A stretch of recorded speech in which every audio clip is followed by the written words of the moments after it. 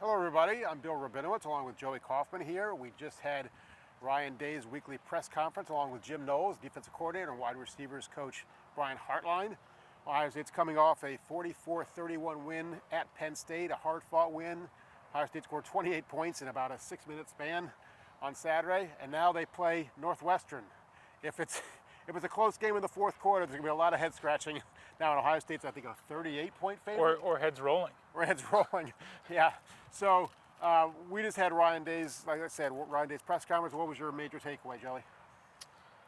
He's still hopeful to have Jackson Smith and Jigba back. Sometime. Not necessarily. Maybe sometime in the future. He did not give a long answer on that. He was asked if he's hopeful that Jackson would be back this season when the games mattered or in the playoff, and he said absolutely. Brian Hartline, the wide receivers coach, got also asked the same question, and he said he has a high level of confidence that Jackson Smith and Jigba will be back. He did not play at Penn State, so he did not travel. So he's only played in one Big Ten game against Iowa. So that's where things stand with that. Still vague, not a lot of clarity, but we're sort of grasping for any tea leaf we can read.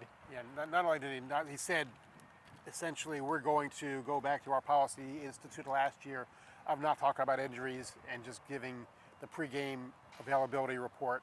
He did, however, talk about Mayan Williams' injury. Mayan Williams left the game after he was tackled along the sideline. Turns out he ran into the chain, into the guys holding the yard markers, and they didn't drop it like they're supposed to, I assume. I'd think you do it out of self-preservation. Guys coming at you, drop the thing and run. Well, they didn't, and Mayan Williams hurt his hand, arm, whatever. We saw it taped, or we saw it wrapped, and all that. It was in a cast. It was in a cast. He did not give any kind of report other than to say that he thinks it's not a long-term thing. And it's not serious. Not serious. So right. That's where they are in the running back room right now. If Mayan Williams is unable to play at Northwestern, Traven Henderson would be available. He's been banged up, but he finished the game at Penn State, obviously, and had that big 41-yard run in the fourth quarter. Behind him, you have Dallin Hayden, freshman. You have Chip Trainum, who moved over from linebacker a couple weeks ago. Ryan Day did say that Chip is full-time at running back, so it's not a case where he's going back and forth or just being a guy able to patch up some depth concerns. It sounds like he's going to be at that spot moving forward, at least for the rest of maybe this season. Yeah. So indefinitely, I think, basically. It's not like he's going to go back to linebacker this year. Yeah. Day, I thought, was a little bit defensive about the run game in general. Ohio State, for the second week in a row, did not run the ball very well. The numbers were skewed a little bit by Henderson's long touchdown run, but Day did not seem concerned. He kind of was, I don't say combative, that's probably overstating it, but he defended the run game. Somebody pointed out they ran this many times out of this formation, this many times out of the pistol. He said, well, 4 of the 5 times out of the pistol, we had good runs. So you should ask why we didn't run more out of the pistol. So I just thought that was interesting, because he's normally not like that at all. No, he's not. But if there's probably an element where he's going to be instinctively defensive, it's going to be as a play caller. And the stat, I guess, that was getting referenced, ESPN's Bill Connolly does advanced box scores, and he put together one for Ohio State, Penn State, that showed the run rate for Ohio State, meaning the number of rushing attempts out of certain formation was 100% of the pistol and 100% out of the when C.J. Stroud was lined up under center. So in those formations, it was an indication that maybe Ohio State was tipping their hand to Penn State. Maybe that was a cause for some of their run issues. So that's what Ryan Day was being defensive about. Maybe they just have run issues more broadly than out of those specific formations. And he said the plays that got blown up, it wasn't one common theme. It was one guy messing up on this play, another guy messing up on that play. He talked about how the crowd noise affects Ohio State in terms of a couple of delay of game penalties and a couple of false starts. And that is a tough place to play, as we've talked about quite a bit. It will not be a tough place to play this week against Northwestern. Northwestern has won one game. They won their opener in Ireland against Nebraska. They allowed 33 points to Iowa last week, and that's 33 points for Iowa isn't like Ohio State scoring 133. And so this should not be a competitive game. We know, Northwestern being a private school doesn't have a huge fan base, and they'll probably leave early. I would expect this to be a very, very friendly visiting stadium for Ohio State this week. Yeah, you could say Northwestern hasn't been as good on this continent as it was in Europe. So Yes. for all we know, they would have just kept winning if they played on the other side of the ocean. Who's to say? There used to be an European, the NFL had a European NFL version. Europe. NFL Europe, right. Yeah, Good. this is as bad a Northwestern team as Ohio State's faced in a couple of years. Ohio State has seen Northwestern Twice. at their best, at really their peak of the program, at least under Pat Fitzgerald. They met them in the Big Ten championship game in 2020 and almost lost, if not for some heroics by Trey Sermon. And then they met in the conference title game in 2018. So Day has experience of going up against the Wildcats when they're very good and they challenge Ohio State for conference supremacy. But they went 3-9 last year. They're 1-7 this year. So they've really fallen on some hard times, and they just. I think the transfer portal has seemed to hurt them in particular. They had a really good guy that Ohio State faced in 2020, Brandon Joseph, a safety. He transferred to Notre Dame. So I think their downward slide has had an especially cascading effect because they've lost some of their players. It's a sinking ship, and they've gone elsewhere. Iowa had the same issue. They lost one of their best receivers to Purdue. So that's the interesting element about this conference now is if you get into a downturn, it could really get worse quickly. And what's funny is that Northwestern really has invested a lot of money into the program. They built this gleaming new first-class facility on Lake Michigan. It's beautiful.